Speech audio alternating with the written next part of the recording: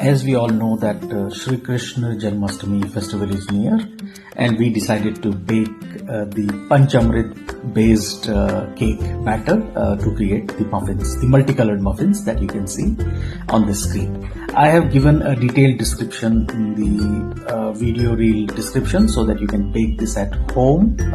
Turned out really well. And to literally add icing to the cake, I created Makhan Mishri butter frosting. This is largely white butter and Mishri powdered sugar combo, which then I added as a frosting to the muffins.